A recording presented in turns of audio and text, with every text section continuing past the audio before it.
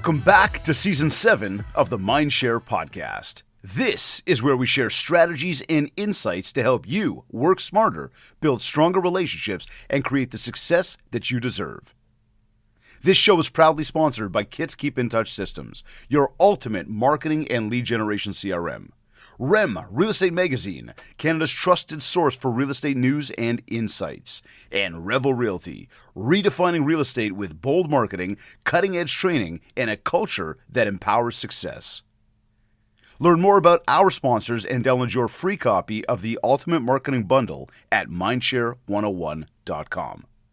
While you're there, discover how our full range of services can help take your business to the next level.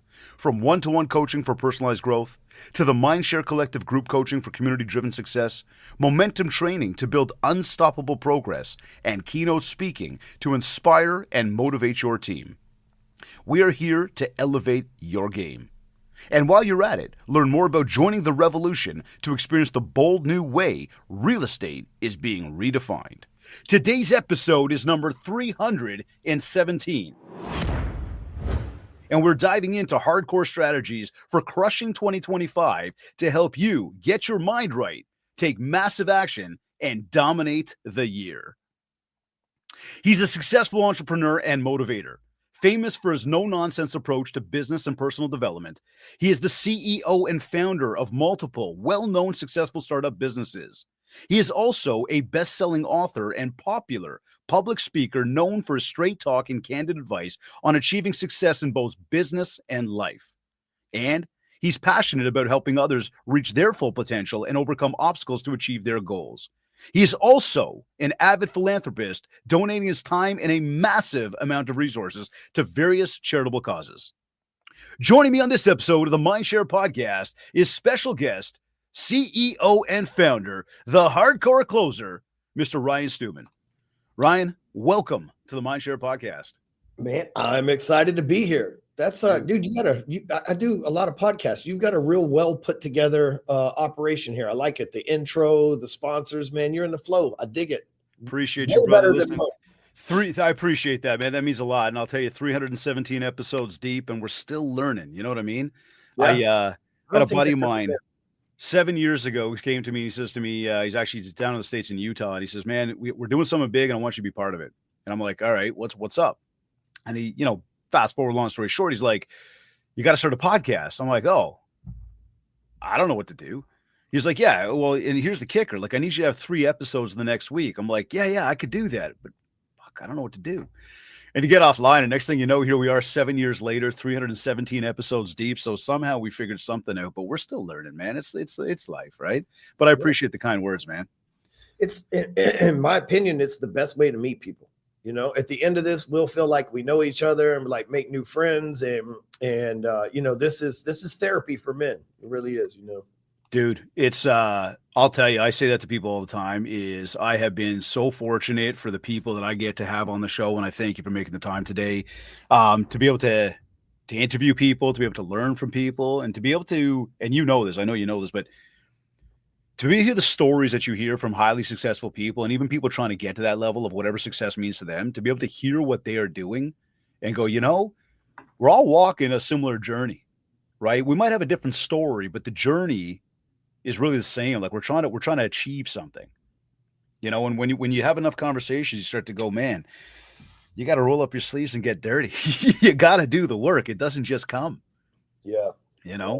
So that's what we're trying to do, man. We're trying to do that. But, dude, it's great having you here. Again, I appreciate the kind words. I will tell you, I think we stumbled over a little bit of that intro today because we did adjust that for season 7 as we just kicked it off. It'll start to roll a little bit better next time. But no fluff here. Like you're CEO and founder. You got several different, successful businesses. You and I had met originally through our buddy Steve Sims back in Dallas. I think it was like last year, February or March, something like that. Give us the raw version, though, for a minute, just for anybody who's maybe not familiar, who is but doesn't know, the raw version of like, how did you get to where you are today without getting too fluffy and, boring? Sheer fucking determination. That's how I got where I'm at today.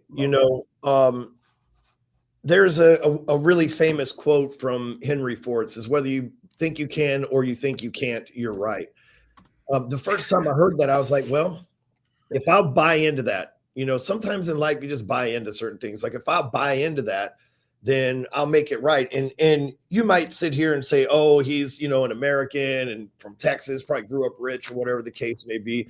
I was adopted at age 8, running the streets, homeless by the time I was 13, selling drugs, doing drugs by the time I was 13. I never went back home. I went to prison by the time I was 19, did 3 years in and out of 8 different maximum security prisons. I was on a nice little transfer tour, federal and state, guns, drugs, you name it, involved in it. And here's the crazy thing. I get out of prison and I get my life together. I find God. I find a good pastor. I find a good mentor. I worked really hard at a car wash and I got recruited into a job in finance. And now I'm 2-3 years later, I'm a millionaire and my house got raided and they found a gun in my home. And there's a weird snafu in the federal and state law. Long story short, state law says I can have a gun. Federal law says I can't have a gun because I'm a convicted felon. I got to go back to federal prison for 15 months. And I walk into prison a millionaire and I walk out poor. I have nothing. I've lost it all. There's no control in there. And it was at that point where while I was in prison, I'd been reading these books and I read a book, Think and Grow Rich, and it mentioned whether you think you can or you think you can't, you're correct. And I'm like, I think I could do it again, despite having another felony, despite having to start all over. And I look up and within about a year and a half, I'm a millionaire again. Right? Doing it both times legally, even though I had this setback. 2010 rolls around, America makes this CPFB thing, and it's the Dodd-Frank Act, and it says a felon can no longer have a financial license. So I got to start all over again because of something I did at 19 years old, which I deserved. I'm having to deal with this for about a 13-year period of time. And again, I got to start all over. But that thought, hey, whether you believe you can, hey, do I think I've done it twice? Now I'm pretty comfortable that I can do it again. You know what I mean? And what's crazy, and maybe some of you get lucky, but as an entrepreneur, we're going to have to start over and reinvent ourselves multiple times in our lives. We can't control the economy. We can't control the prices of houses. We can't control the cost of borrowing for a mortgage. We can't control bank guidelines. Any of those things can have a catastrophic effect on our industry. But when that happens, it's as simple as, do we think we can make it through this? Do we think we can reinvent ourselves and outsmart this problem that's our way? Or are we going to become a victim to it and end up spending the rest of our life being what I call a used to motherfucker, talking about, I used to be in real estate, made a lot of money till the crash. I used to have all these cool things and a great life. Look, oh man, 1999, that year was the shit. Like, bro, it's 2025. Like, who wants to talk about what they used to do? I don't want to talk about what I used to do or what I'm going to do. I want to be an example of what's done and is getting done now, you know? Yeah, I love that, man. And like going through the struggles that you went through in and out and in and out, you look at that wake up call, like toughest lesson there was what when you go through all that stuff? Nobody really gives a shit about us. They might, like, you go to prison and you might be like, I was married and my wife, someone that was in love with, had been with for years, she gave a shit for about 2 months. My friends, I didn't get a letter from 99% of them. None of the business associates I did. And you got to remember, I'm in prison the second time for some shit I didn't do. It's like, damn, he got fucked up. I had one friend that showed up one time in the 15 months that I was in federal prison. And I wasn't but 30 minutes up the road. You know what I mean? So I realized, like, people, and I didn't expect them to show up or write letters for me. People are consumed in their thing, but it was a good lesson in, hey, you know what? People are consumed in their own life. They really don't care if you come or go. You might think you're the main character and important, but let them remove you from, hey, go log off of your Facebook for about 3 weeks and see if people forget that you even exist. It was years ago, met my wife, my girlfriend at the time, and I started working with her uncle, who I became very, very, very, very tight with. And, he was building custom houses. When I walked in, kind of young punk, I got this fast car, and here he sees this this little girl that is his niece, who I'm starting to date, and he's looking at me going, who's this guy? But we became tight, and I started to get real close with him. And he asked me one day, he says, how many friends you got? I go, oh, man, I know all sorts of people. I got tons of friends. Like, I got a massive network. He goes, yeah, eh? He goes, you think those are your friends? I was like, well, yeah, like I know all these people. He's like, oh, really? How many people in your phone book? And I started to open up. He goes, I don't give a shit how many people in your phone book. And I sort of looked at him like, what? He goes, you will be lucky if you walk out of life with as many friends that you can count on one hand. And it puts that whole idea of the word friends in real perspective into what you're saying there. It's like, how many people actually reach out? Or if I stop being on Facebook, would Facebook just stop? And would people start going, Dave, where are you? Nah, man, the world will keep moving. Not for long. You know what I mean? But it's a great message, though, that you just brought up, right? Like, you got to do it for you. You do, you know? And here's the thing is entrepreneurs, business owners, leaders, whatever we want to call ourselves, most of us have children. So, you know, we think we're doing things for our customers and our employees and stuff. And they should be doing it for the same reasons too. Their legacy, their children, what they've got to leave down, you know. I want to be the guy that, you know, I wasn't set up. I was set up for failure, obviously, by my parents. I don't think they intentionally did that. There wasn't the resources available now. But I'm going to set my kids up for success as much as I can, you know, and teach them how to set their kids up for success so that our DNA and our genetics and our legacy grows forever and hopefully compounds, as opposed to what happens with most families is it starts to divide after a few generations. I would like for our stuff to continue to grow. That's why I buy the things that we buy now, like ranches and things like that, you know, that will matter no matter what time period we're in. Are you watching that show Landman? Yeah, of course. Okay. Are you up to speed with it right now? What's that? Are you up to speed with it? Yes. Like, okay. Yeah. You saw that scene with Jerry Jones? Yep. Absolutely. That was a good scene, man. That's a great scene. That was a great scene right there. Actually, one of my buddies just sent me, funny story, my buddy just sent me an audio recording of that today. And I said, man, I watched that Sunday and made a post on Facebook about it. And I just posted it. Yeah, I posted on my story yesterday. He's like, hey, man, I'm heading to Vegas this day. Are you going? I was like, yeah, can I hitchhike a ride on your jet? Like, he said yes, though. So I'm in. I'm good, you know, so. So, dude, you know, we know this, right? We talk about we got to do it for us, but, you know, and you just brought up how'd you say that? Like used to be, right? Like back then it was. One thing we know is people love to make excuses. What is the most common bullshit excuse? Because you talk to a lot of people, you help a lot of people. What's the most common bullshit excuse that you hear? How do you call it out, and what do you say to people when you hear it? You know, first of all, about me, I have FYE tattooed on my hand right here, which stands for fuck your excuses, right? That's how serious we are about that here, you know? And I have probably 100 of my people that have that tattooed on their necks or their hands or whatever. Like that's us. That's the life that we live. But, you know, I used to, let's say I'm talking to you and you're giving me a bunch of excuses.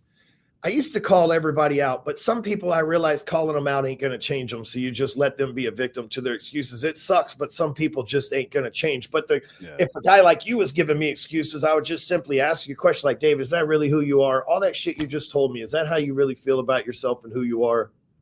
No, it isn't. So let's just drop that shit. Remember who you are.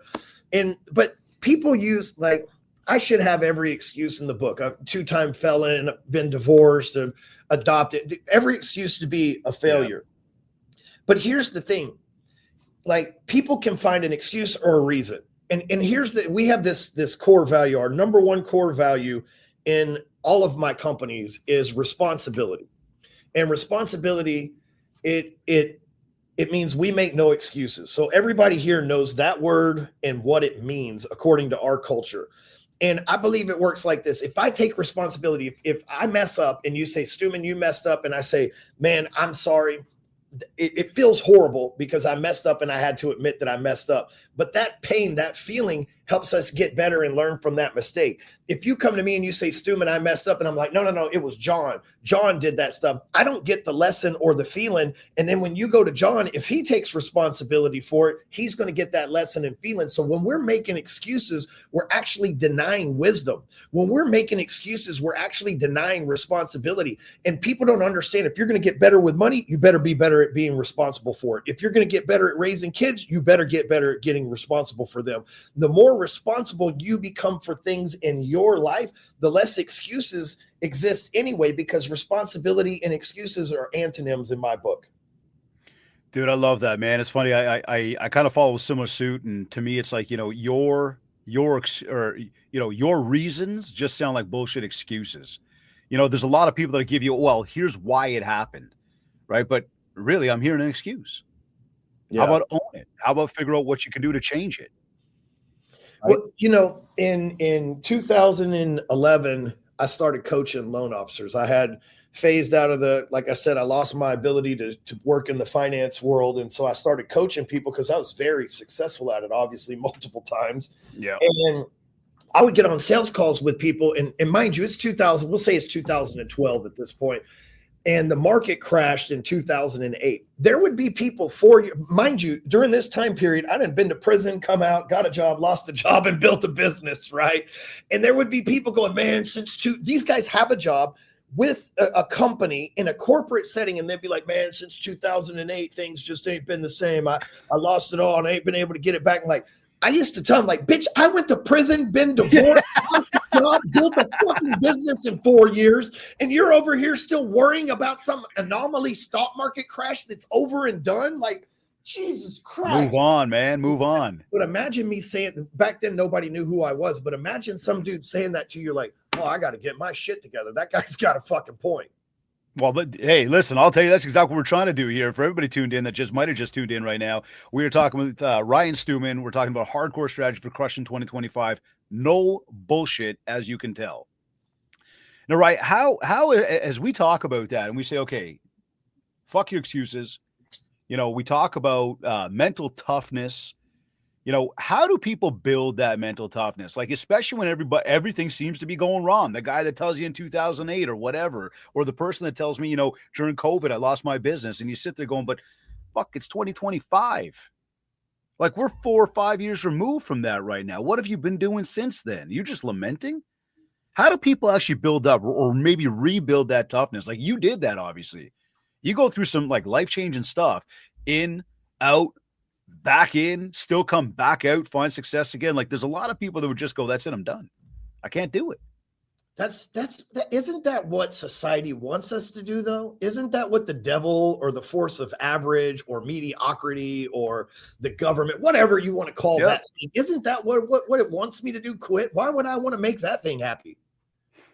Why would I want to let that win? Oh, you think you can beat me? I'm willing to go toe to toe with you for my entire life, motherfucker. My entire life. It doesn't matter. I'm not going to let it beat me. So many people, they go, man, it just not be in the car. I watched my grandfather. Okay. In the 1970s and 80s, I had two grandfathers. Okay. Grandfather on my mom's side, grandfather on my father's side, like everybody else. Grandfather on my father's side was an entrepreneur. Grandfather on my mother's side was a banker. So the entrepreneur borrows money from the banker, the small town, their kids get married, all this stuff, right?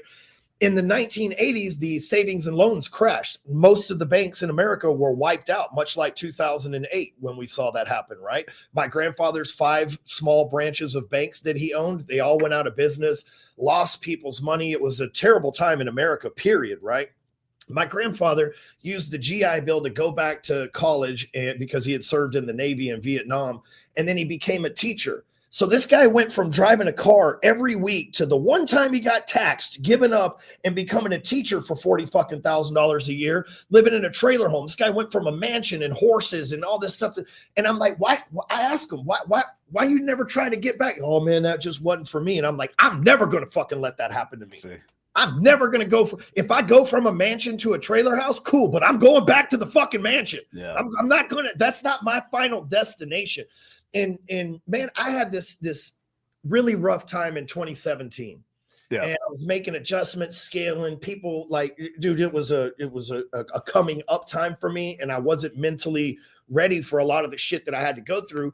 And one night I'm with my guy that I just asked to hitchhike on his jet. I'm going to a Joe Rogan stand-up comedy with him.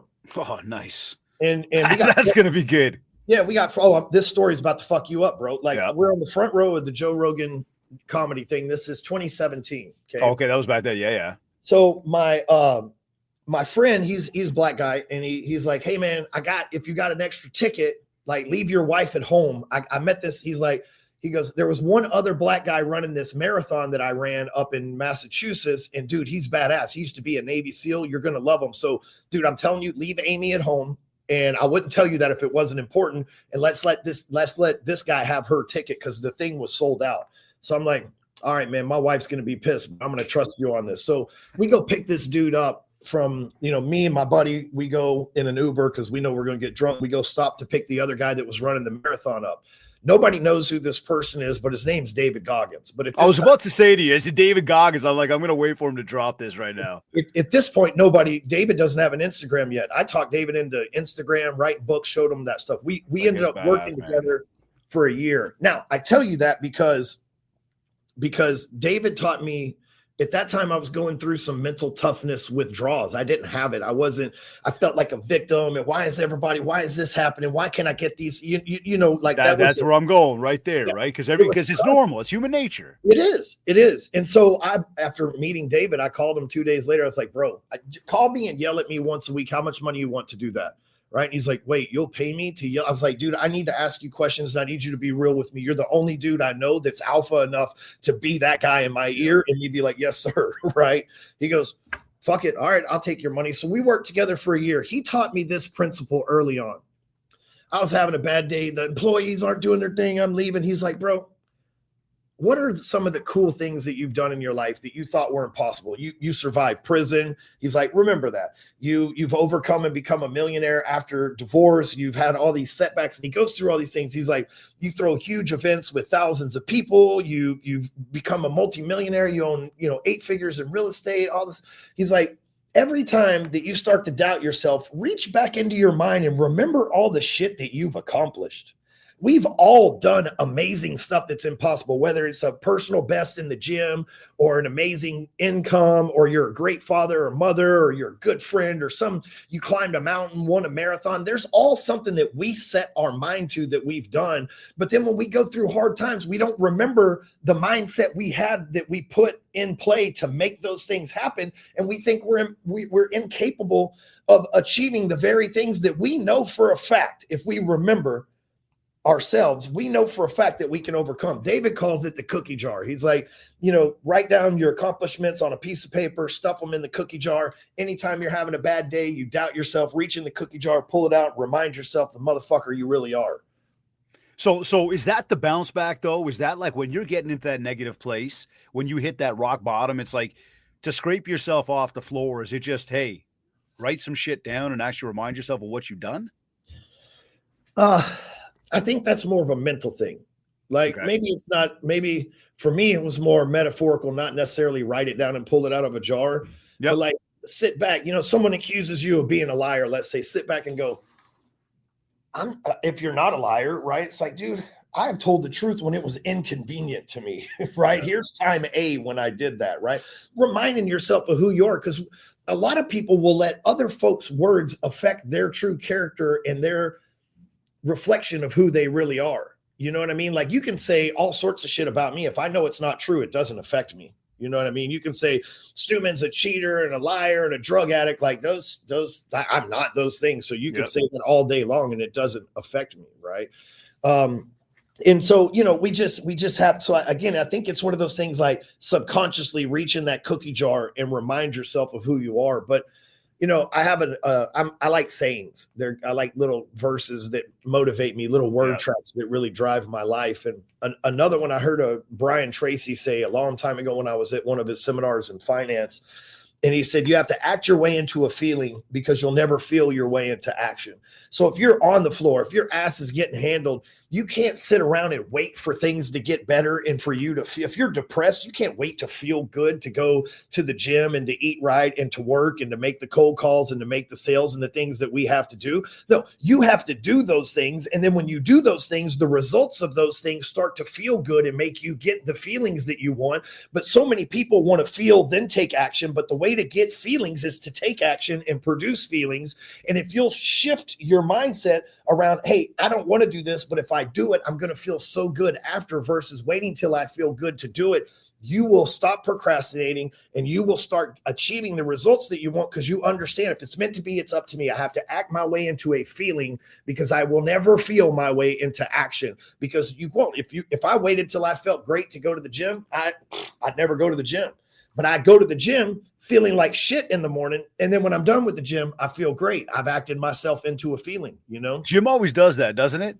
Yep. It's always like that. Like, oh man, I got to go to the gym. Then you go to the gym, you're like, I feel amazing.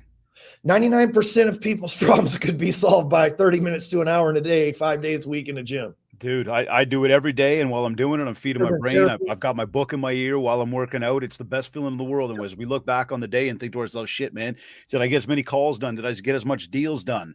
The reality is if you're not taking care of yourself, your physical self, and your emotional, mental self, you ain't got no self to really go out and do the rest of the things you need to do. And it's like, as you're saying all these things, it brings up a line that I share a lot of times is confidence breeds success and success breeds confidence. And it's that same thing of like, when you're down, you just got to start doing so you can get up and get to where you want to go. Yep. And that's a big, big part of it, right? Like it comes back to a mental thing. I mean, there's another exercise that we do is, and I believe that like the pen, the power of this thing is huge. Because what it does is it brings what's up here in the subconscious. It brings it to life. It makes it conscious. You start to put words on paper. And I mean, an exercise here is like, write down what your beliefs are. What do you believe about life? What do you believe about money? What do you believe about work? Write them down. And then as you start to see these beliefs that you've got, and there's probably a lot of negative connotations to that stuff, it's let's switch those beliefs, turn them into new beliefs, and start to take it and flip the script on it and go, where can I bring out the positive and all that stuff and change my mindset so that there is something of strength? And I mean, the power of the pen to me is absolutely huge.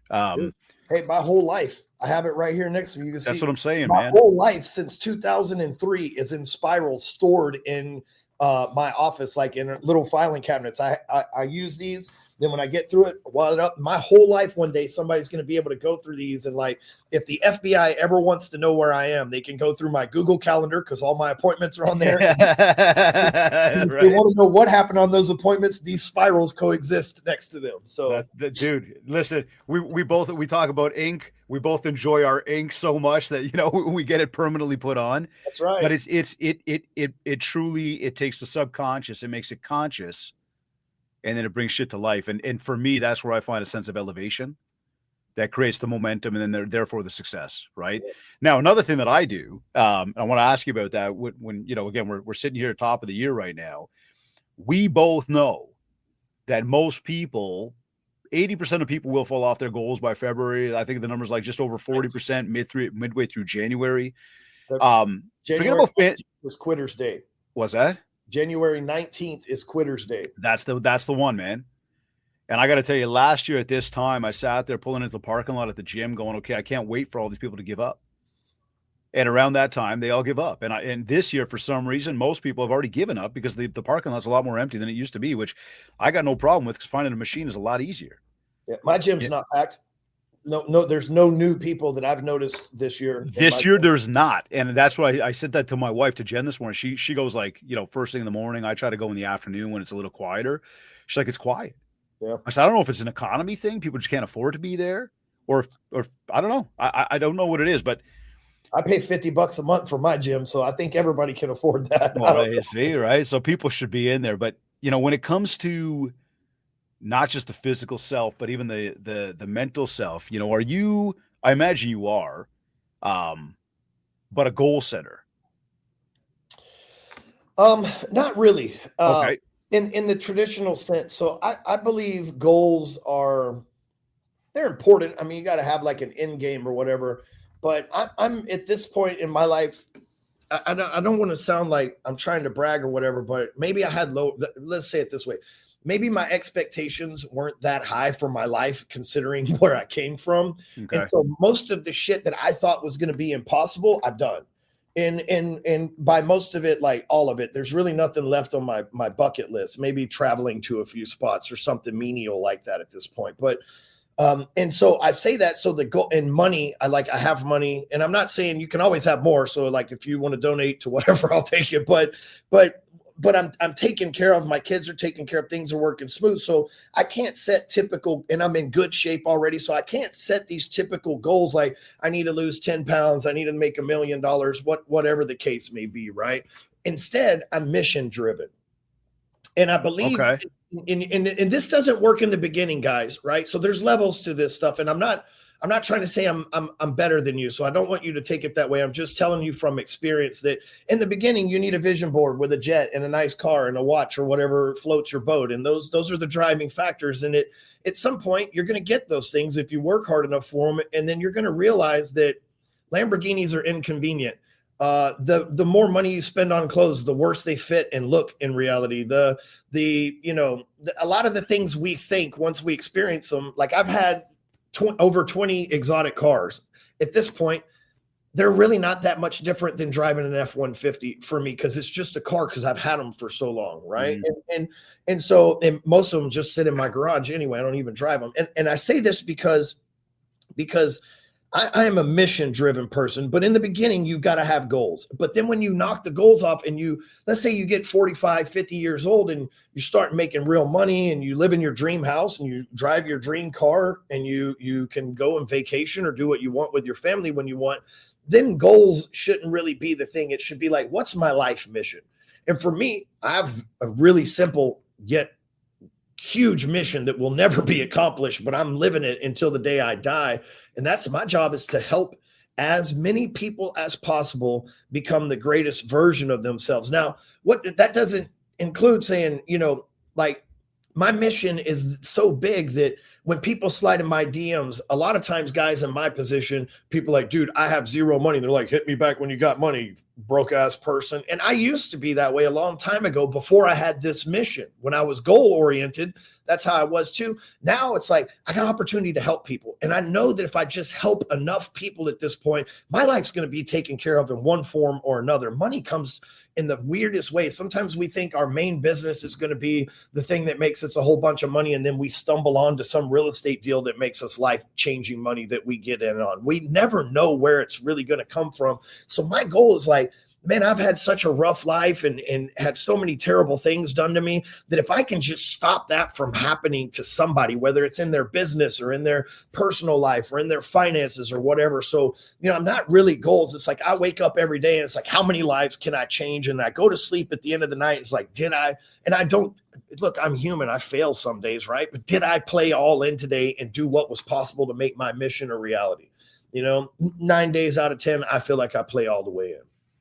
Dude, look, we say consistency is king, right? And it's like getting up, showing up every single day, doing the things that you got to do. And we already said this, like, even when you don't feel like it, that's the driving force, right? So I understand when you say about the mission and just getting up and going, okay, how can I help more people? Yeah. I got to say, I very similarly wake up with the very same mission on a daily basis of going, we have found a channel, a way, a method, a communication strategy in the way we can connect with others to say, hey, we can help you. And it's really not about the fact that we say we can help you. It's more about getting the opportunity to do that with people and being able to help and then watching how the help actually helped. You know what I mean? And like that for me is a driving force. Yeah. That is a cool thing. And although, yes, we do attach dollars to that, it's not about the dollars attached to it. There's something so much more deeper rooted about being able to help others. And you realize that when you do it. And I know this, there's a lot of people that roll their eyes at this type of stuff and call woo-woo and all this fluffy shit like that. Oh, that's bullshit. But I truly believe it. You help other people, whether in some way, shape, or form, you will be helped. Whether you think you can or you think you can't. So if it's hokey bullshit and I believe it and it still fucking works, fuck, I don't need you to explain to me how it works. The fact that I'm reaping the benefits from it's all that matters. Right? That's it, eh? So what would you say then, as we talk about showing up, right? What would you say is the one thing that truly separates the winners from the losers in business and in life? I mean, there's so many, everybody wants to achieve more. Most people we know ain't going to do jack shit to actually get it. They're just going to talk about it. Most people, the world's just not designed for everyone to win. In any competition, the NFL in America right now, that's a dose of reality right there, isn't it? We're going into playoff seasons. There's going to be one winner out of, 36 teams in the NFL, but at the end of the year, there's only one winner. Yeah. So if we apply that metrics across the country, 1 out of every 36 people is going to be a winner. Let's just say, right? I'm just spitballing here. Yep. So you got to understand there's 37 people that lost for every person that wins. So what's going to separate you from those 37 people? What's going to make you the one person that wins? What if out of those 3,700, there are 37 people, they were all hungry. They were all working hard. And they all felt, what's going to be that separating thing? I think the separating factor in life, period, that allows us to become successful is the person that is tracking their improvement on a daily basis. Now, let me explain what I mean here. And when I was going through this in 2017, working with Goggins, going through some mental problems that I was having, I look back on my life and I'm like, listen, man, I've lived this life of highs and lows, man. You know, my grandparents were rich and then they lost everything. And then I ended up becoming adopted and then end up running the streets and then, you know, finally go to prison. And then I get a job and change my life. Then I'm like this highs and ups and downs. And I'm like, man, how can I minimize the downs and maximize the highs? Right. And that's what we're all trying to do. But man, I'm telling you, night and day obsessed with this topic. Okay. And one day, just like life, it just hits me. Man, I'm driving down the street to my office, stuck in traffic, mad at the person in front of me, honking my horn. And here comes this thought. And this thought was like, this planet is, so I have this friend named Howard. And Howard is one of the most successful people in the world. You wouldn't know his name. He's one of those guys, but he is a lawyer. Has an MBA in business from Wharton, a law degree from Harvard, and has been in the artificial intelligence business since 1993. So he is the leader of this. He leases his stuff to the government, super wealthy, super low-key, good friend of mine. Known him for about 11 years. I go into when he was, now it's different. Everything's in the cloud. But, 11 years ago, artificial intelligence lived on servers, right? So you have these huge servers. I go into his like freezer room with, it's probably 20,000 square foot of just servers, right? For this artificial, they were doing stock trading back then, beating the algorithm in the stock trading before it was popular to do that with bots. Long story short, all these black servers and they have these blue blinking lights. And I'm like, hey, what does the blinking light mean versus the light that's on? He's like, that's whether it's working or not, like meaning the bot doing its job at that particular time. So there's all of these blue dots on these black servers. I'm driving and it just hits me. It's like, what if that's how artificial intelligence, what if that's how our world is? This outer space is black, the planet's blue. What if there's an algorithm, just like he hires people from NASA, literally rocket scientists, just like Howard's rocket scientists increase their artificial intelligence on these servers with an algorithm. What if there's a coded algorithm on this planet that's destined to keep us average? See, it works like this in America and really in the world. If you live below the average of the people around you, you can get Social Security, you can get benefits, disability, free Starbucks, food pantries, homeless shelters, low-income housing, Section 8 like all these things to try to help you become up into the average citizen. Then people go get a job. They get out of college, they're in debt. They get a job with benefits and insurance, and then they have a kid, and now they're stuck at that job. They can never chase greatness. They're trapped at average. But those few of us, the one out of every 38, we'll call it, that go on to truly try to achieve greatness are hit with everything to stop us. If you are below average, it's an easy lift to get you to average. If you're average, it's to keep you comfortable and trapped. If you're pushing towards greatness financially, you will have higher taxes, unexpected bills, people suing you, banks pulling your lines of credit, things changing that are out of your control. If you're chasing greatness, you're going to have unexpected taxes. You're going to have people come against you. And I'm like, man, what is that enemy that always seems to show up and try to push us back down to average? And it just, that day, man, it was like, that's the force of average. The algorithm on this planet is the force of average, and it's designed to keep us average. And if we're going to fight that force of average, we have to have some sort of superpower in us, or God wouldn't have created us, and there wouldn't be extraordinary men that exist without it. So what the hell is that superpower? So again, I'm in this rabbit hole. Like God wouldn't create us an enemy on this planet, the force of average, without giving us a weapon that can defeat that enemy. So how do we, playing this game like an arcade game, unlock that weapon? That weapon, ladies and gentlemen, is focus. I know I lost you there. You're like, focus. No, I'm with you, man. And I knew that was coming back to somewhere right there. But when you're in the zone, you are unstoppable. When you're like in the zone with cold calls or calling expireds, dude, everybody says yes to you when you're in the zone. When you're in the zone with creating art or content or videos or speaking on stage, when you're in the zone, dude, you can make anything happen. And when you're focused, you see the force of average tries to distract you. It says, here's higher taxes. That's a distraction. Hey, here's more options now that you're more successful. That's a distraction. Hey, here's a way to mess up your marriage with infidelity. Hey, here's a way to, maybe rip off somebody and make a quick come up. It's always trying to get you to take the bait of distraction, because when we're focused and we're dialed in, we win. Think about how important focus is in America alone. Since we are like 5 years old, teachers automatically, when you can't pay attention to their boring fucking class that they suck teaching at for $30,000 a year, they go, he doesn't pay attention in class. He has ADHD. Let's put him on medicine. So the one fucking superpower we have as human beings, these assholes that are teaching our kids and the doctors are medicating them, making our superpower weaker. And when we show up as adults at 25, 30 years old, we start speaking curses over ourselves, saying things like, well, I have ADD. I can't focus. I can't remember. And we're denying the one thing that God gave us that makes us able to achieve greatness in our life. So if you want to be the 1 out of 38, that's the key. You've got to understand the code to greatness is focus. But what do you stay focused on? 4 things every single day. I call it the G code. The code. Do it, because I was going to ask you non-negotiables in your day. Tell us about that. Yeah. Every day. And I remember this back in Dallas too when we were with Steve, and you mentioned about the G code. Yep. First, I know that's something you live by. You got to have a grateful mindset. Gratitude is the precursor to abundance. If you're going to be an abundant thinker, like everything, you've got to have gratitude. The true balance in life, people say work-life balance, that's bullshit. The true balance in life we want is having gratitude for what we have right now while still in pursuit of everything left for us to get.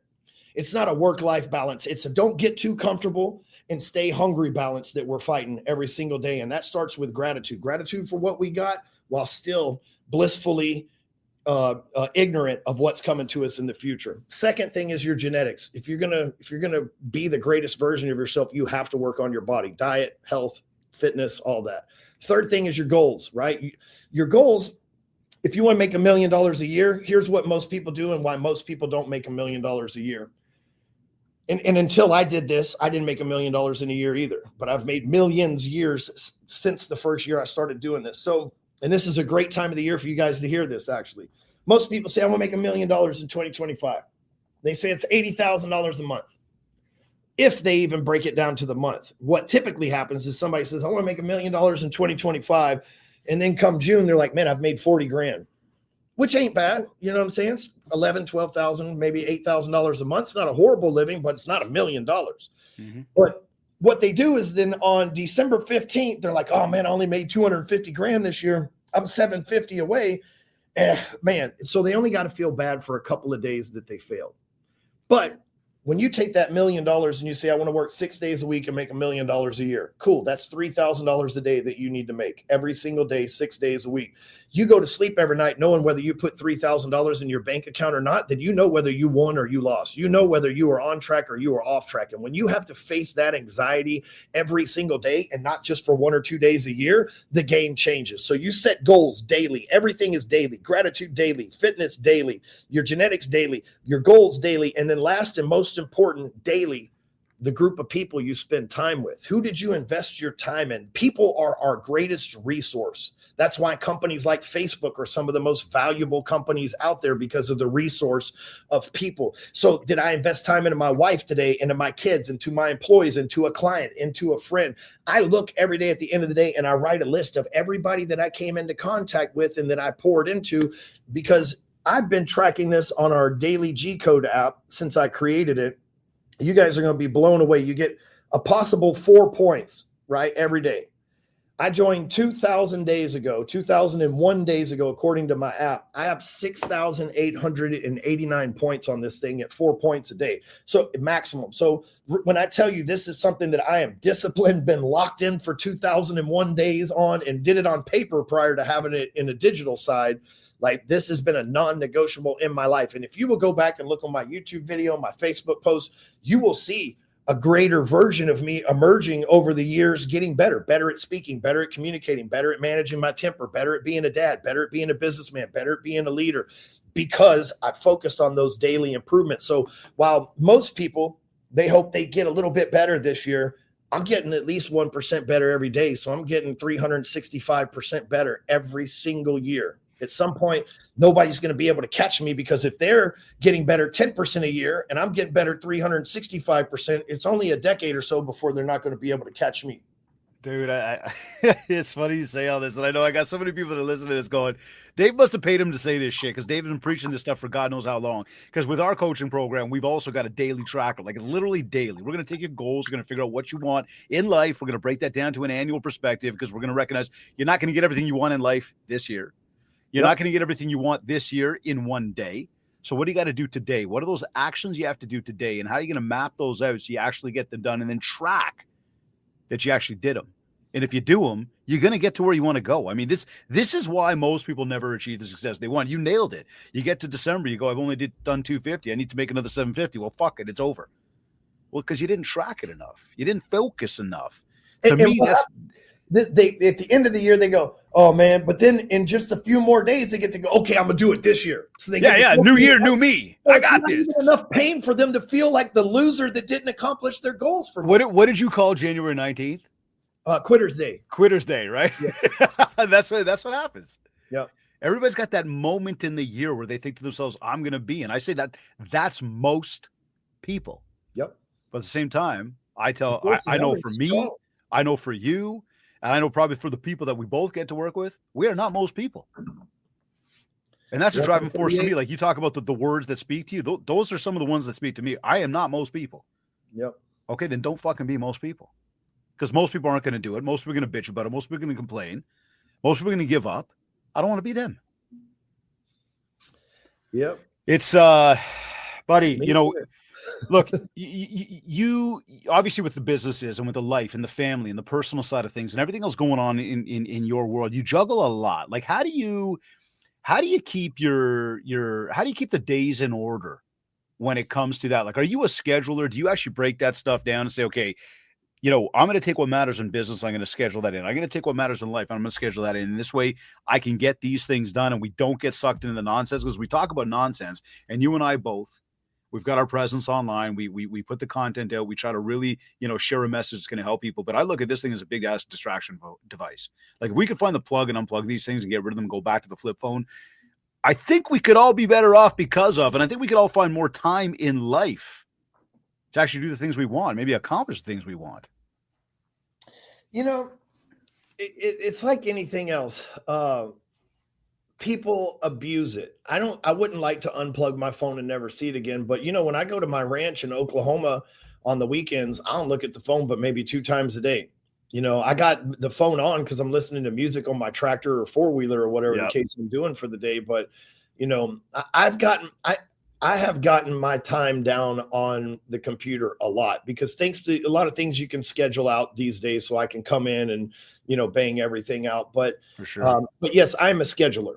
I have lived. So when I got out of prison in 2008, out of federal prison, I had this feeling like, okay, I've been to prison twice. I don't know what gets you on a watch list, but I'm pretty sure I'm going to be on it for the rest of my life. So I'm like, I need an alibi, So I started tracking things in my Google Calendar back then, and I've still done every move of every day of my life is in my Google Calendar.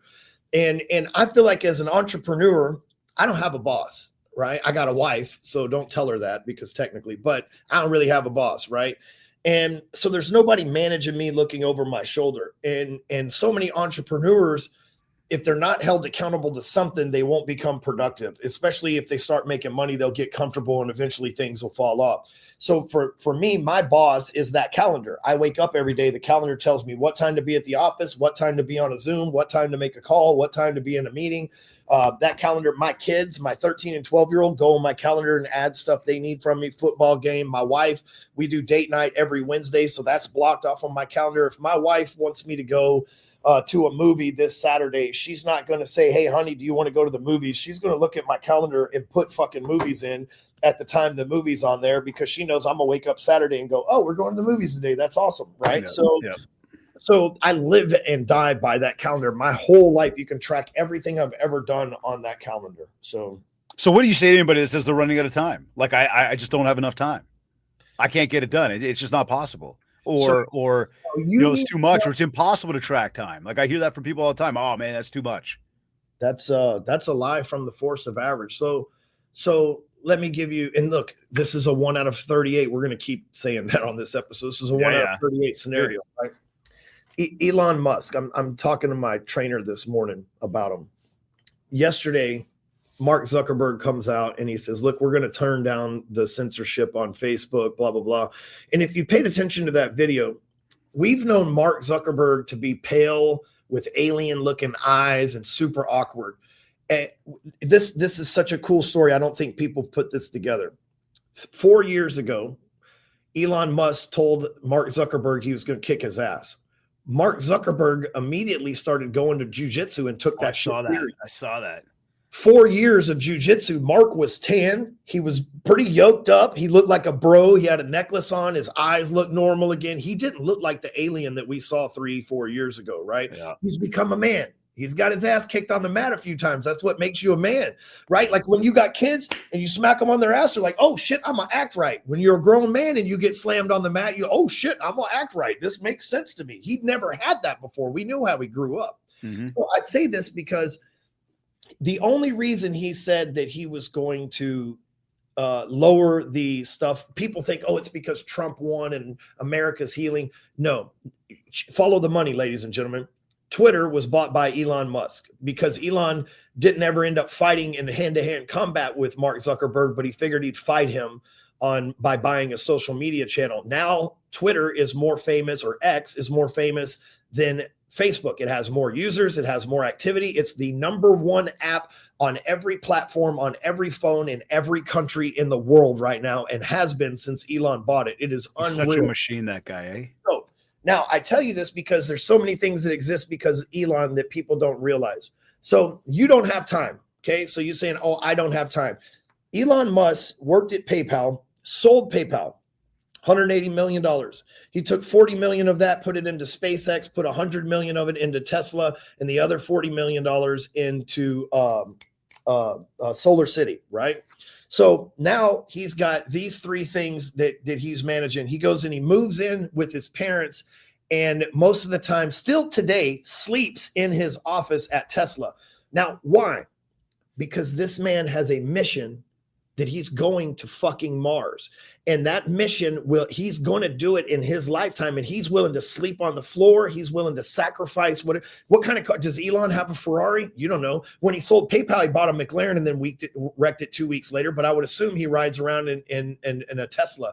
Yes, he has a private jet, but he has to get places quick, right? So I'm telling you this because here's a man running the three most important companies in America right now: SpaceX, Tesla, and X, okay? The three most important companies in America right now. And he finds time to do that. But you're telling me you can't find time. No, you don't have a mission. The only reason that guy's doing that is because he has a mission. See, you're living a baseless bullshit life without any true mission. You're like, well, my mission's to make $1 million. Money is bullshit. That's not a motivating thing. What the fuck you going to do with that million? That's what matters. You're going to start a charity. You're going to build houses. You're going to buy your mama a house. You're going to make the world a better place. When you have a mission, then all of a sudden it's not, I don't have time. It's like, I don't need to sleep. I don't need to do this. I'm on a mission to make this thing happen. When I was first building my social media presence and the online stuff, I didn't need sleep, man. I had a mission. I got a message I want the world to hear. You're an Australian. You need me to wake up at 2 a.m. to be on your podcast? I'm there, dude. I want the world to hear this shit. I'm not going to go, well, I'm usually sleeping at 2 a.m. And no, do you really want it or do you don't? And I know what you're thinking. You're like, oh, but Elon, he has 9 kids. And he doesn't pay attention to them. Yes, he does. He's very active with his kids too. I'm active with my kids too. Why? Because my calendar manages my time. My calendar manages my time. None of us are doctors and heart surgeons. So if somebody needs to talk to us and I can't fit them in today because my calendar's packed, but they can get in tomorrow or the next day, they're not going to die. They're going to be fine. And if my kids have taken, hey, my soccer game's Thursday at 2, and you need Thursday at 2 to talk to me too, there's nothing that says I can't sit at the soccer game and watch and talk on the phone because I'm not playing soccer. You see what I'm saying? Like people just don't, they think, oh, well, I got to be present. Man, my kid's not paying attention to me anyways, running up and down the field paying attention. So if I said to you, you know, we had to slap everybody in the head, slap them awake and get them moving right now, would that Get be a fucking mission. Get a mission. Find some purpose to your life. Get a mission. And you know what people do is they say, the mission's there. You know what it is, but you've been denying it because you don't think you're brave enough, bold enough, and badass enough to do it. But God wouldn't give you a job that you couldn't accomplish or a thought that you couldn't make reality. It's your choice to be lazy or do it, and that's what matters. I'm sorry I get to yelling because I get off. No, I fucking love it, bro. I love it, man. That's why we called it exactly that. A hardcore strategy for crushing 2025 with no bullshit. You know, because it's true, man. It's that's why I said off the top, right? Through reading. Like I'm on many of my own missions, but I'd say, you know, I've got a mission to read 2 books a month, right? That spends 30 minutes a day feeding my brain. We eat 3 times a day. Some people eat a hell of a lot more than that. How often are you feeding your brain? And I say to anybody who's actually listening to this show right now, you're feeding your brain right now. And I thank you for tuning in. I want you to come back and do it again. And that's why we continue to bring amazing guests like Ryan and everybody else here. But the reality, you know, not a but, it's like that said, the reality is you've got to learn and understand that the journey that everybody is taking is going to be, again, very similar. The story itself may be different, but you need to have something you're working towards. You need to have something that's way bigger than money. You need to have something that's way deeper and more sentimental to you that's going to drive you every single day. We hear excuses all the time, but that's why I say most people make those excuses. I know for me, I don't want to be most people. And that, right, I'll tell you that's one of my missions. I don't want to be most people because every single time I sit back and I go to myself, because we all do, we're human, right? I don't know. Or maybe, you know, I got a little bit of self-doubt. All of a sudden you're like, yo, that's what most people would do. And it's like, it's that flip. All right, I don't want to be like that. All right, what do I got to do? And then people ask you, well, how'd you do that? Or how'd you get there? It's like, I just fucking did it. Oh, it seems so easy. No, it wasn't fucking easy. It's hard. There's a lot of stress and a lot of emotion that comes with it. The reality is, though, when you go up and you actually do something, you actually do it, you're pointed towards something. That's why, again, we come back to that daily goal tracking. That's my motivator. Because you labeled it date night, working out. I've got all that stuff on my goal tracker. When every time I ask people, what's your goal? Again, you said this, you know, I want to make X amount of dollars. No, fuck that. What is your actual goal? Why do you want to make the money? For what? Let me help the audience out here. Okay, guys, here's what all of you, okay, there may be a couple of you, but 99.9% of you that are going to listen to this now or in the future, the number that you have in your head as a goal, whether it's 1 million, 10 million, 100 million, whatever, that number is no different than you walking into the quick stop today and filling out random numbers on a lotto fucking sheet. You think that number is the number. So just like when you sign the lotto and you pick the numbers on, you're like, those are the numbers, right? It's the same process. You didn't actually dial in. What you need to do is figure out what your perfect life is and what it costs to live that. Because you might think that you're failing, not making $1 million a year, but you might be able to live your best life at 500,000 and you don't need $1 million. What I mean by that is take your list, write it down. What kind of house you want to live in? How much does that cost a year to live in? What kind of car you want to drive? How much does that cost a year? What kind of vacations you want to take? What kind of food you want to eat? You want a nanny? Do you want a business? Blah, blah, blah. Like not what you need to make, what you want in your life and the cost associated with it.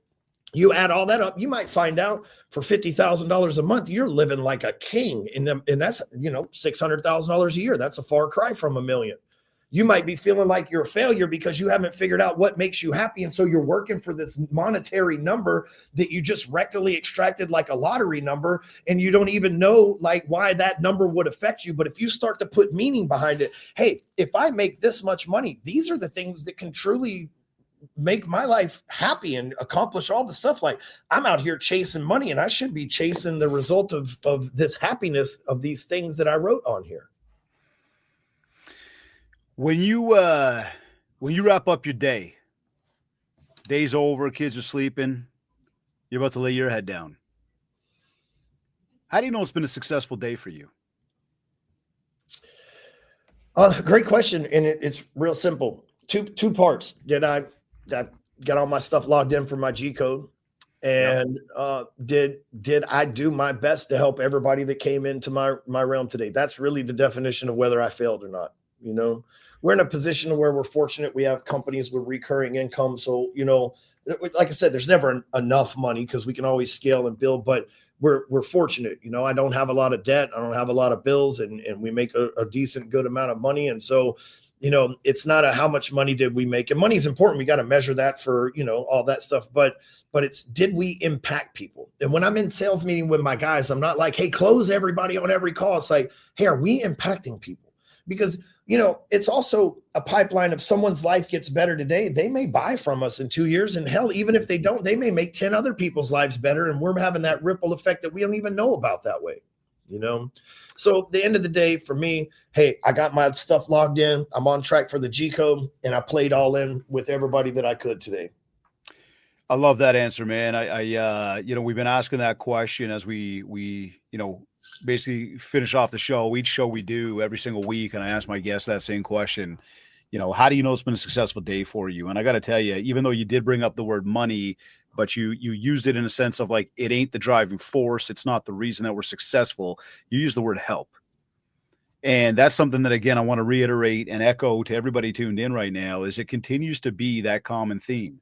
Anybody who and again, we bring the best of the best, and Ryan's one of them as guests on this show. The word help is something that most of the successful people that have reached that level of success, however you define success, will always use that word, helping others. Right. And that's something we all got to take away, because, again, when we look at what we do, and I challenge every single one of you right now tuned in, think about what you do for a living. Think about what you do as a person. Think about how you're impacting other people. Are you helping others? If you're looking to grow, if you're looking to be more successful, it's not about the money. You help others, everything else follows, including the money. Okay. But you got to figure out how to help others. And Ryan, again, you just echoed that beautifully, man. So Here's why you and I are alike. And here's why a lot of your successful guests say the same thing. Success leaves clues. It's a template. So many people go, oh, that won't work for me, but it's working for somebody else. Mm-hmm. Oh, well, you can't be about help. You got to get money. But if you help, you can get money. Like, so many people, they discredit that. But there's all of us saying the same, and it's all biblical principles, if we're just all being honest, right? But we're all, since the Bible, since Think and Grow Rich, How to Win Friends, 10X, whatever, me, you, like, we're all saying this is what it takes: mental discipline, personal excellence, focus, an attitude that you want to be great in life, driving force, action. Like, we're all saying the same thing, but some people, they hear it their whole life and they just don't hear it the right way for them. But then sometimes, if we're lucky, and I think this is the true thing that separates all of us successful people from everybody else, sometimes if we're lucky, we hear the exact perfect combination of words, even though that phrase may have been said a million times to us, but sometimes they just substitute the right word at the right time. And that combo unlocks that lock, man. It's bing. Oh, this is the key that I need to do. We see it get unlocked. People all the time, they're fat their whole life. And one time somebody says something to them, next thing you know, they're in the gym. A year later, they're down 100 pounds. Somebody's a bum and a drug addict their whole life, alcoholic. The next thing you know, somebody says the right thing at an AA meeting or in a certain place, and boom, they're sober and never touch the stuff again the rest of their life. That's what we should all be searching for if we're not successful yet. The right combination of words that unlock that closed mind of ours. 100%, man. It's growth, dude. If I go way back in time for me, even in my younger years, none of this shit of helping others and tracking goals, and as you brought up vision board at one point, gratitude, which I practice daily, none of that stuff was even a thought. Hell, when the guy at the front of the stage was telling me to do that, I'd be like, fuck, can we hurry up over here? I just want to know how to make more money. Yeah. And then at some point it clicks and you realize, holy shit, I had this thing backwards. Yep. Right. And then you realize it and it starts to snowball. And then, of course, that snowball melts every once in a while. And you got to build it back up. But that's resilience. That's where success truly comes from, right? A business is like a snake. The snake sheds its skin so that the next level of skin's better than the skin that it sheds. Sometimes you got to get some skin to get better in business too. Dude, no holds bars. Close us off with something, just to wrap up today. What would you say to everybody, just as some parting words here? We're again, top of the year, 2025 is ahead of everybody. What can they do to go out there and just kick some ass and crush it, man? Well, if you look at it, to the people listening, if you look at your history, And in your history of your life, you're not where you want to be, but you've used the words goal and New Year's resolution over and over again, only to be maybe a victim of Quitter's Day or later in the year, or just not make it happen. Let's stop using those words. Create a mission for your life. Really think about that over the next days, weeks, however long it takes to come to you. And here's what's going to happen. God's going to give you a mission because you're searching for it. And the devil's going to try to convince you that that's not the mission that you need or the mission that you're capable of. If you'd have told me 15 years ago I was capable of leading 2 million people a month to having a better life, becoming a greater version of themselves, I was a fucking drug dealer. Do you think I would have ever believed? When I was in prison, do you think I would have ever believed? And when God told me in 2010, I took your license so that you can go teach people how to be successful, I felt so far from fucking successful. It was unreal, but I just believed and had faith. And I have changed the course history for my last name because I had faith in God's plan for me. Then it became my mission. And so whatever you're probably spent your whole life denying that you can't do and thinking it's impossible, as soon as you embrace that thing, your life's going to change because that's what you were created for. So go find you a mission. Powerful, brother. Very powerful. I threw it up here on the screen for everybody tuned in. Follow Ryan, check him out. Hardcore Closer. Ryan, is there anywhere that you want to direct anybody to just learn anything else or pick up anything else from you, man? Yeah, if you guys want to use the G-Code app, it's free, right? You go to dailygcode.com, follow the instructions. You can get that. You can track your 4 points every day and track yourself 1% to greatness. Absolutely free. It's my gift to the world. I pay for it every month. We have 20, 30,000 people that use it. And we have a leaderboard on there. So get in and try to win with your streaks and try to win with your points and just gamify your life at getting better. Did we get that right here? dailygcode.com. That's it. All right, cool. Wicked, my man. This has been, this has been powerful. It's been insightful. It's been helpful. It's been motivational. I mean, it's been all of the above, man. I had no doubt this episode would be fire for the top of the year. So I am super grateful I know you're a super busy guy. You got a lot going on, and I can't thank you enough for taking the time to join us on the MindShare podcast today. Yeah, no problem, man. This is an example. I get to help, Well, we appreciate it. Yeah, you're welcome. Thank you, brother. We'll talk to you shortly. You've been listening to the MindShare Podcast. Whether it's on one of your favorite podcast platforms or directly from our website at mindshare101.com. While you're there, explore how our full range of services, one-to-one coaching, the MindShare Collective Group Coaching, momentum training, and keynote speaking can take your business to the next level. And don't forget to download your free copy of the Ultimate Marketing Bundle so you can build more mindshare and earn more market share, as well as learn more about joining the revolution. For any inquiries, just get in touch with us today. If you enjoyed the show, be sure to leave a review at www.ratethispodcast.com/mindshare101. Connect with me on TikTok and Facebook at MindShare101 and on Instagram at DavidGreenspan101. I want to thank Kits Keep in Touch Systems, Rem Magazine, and Revel Realty for their continued support as sponsors of the show. This has been another episode of the MindShare Podcast. Thank you for tuning in.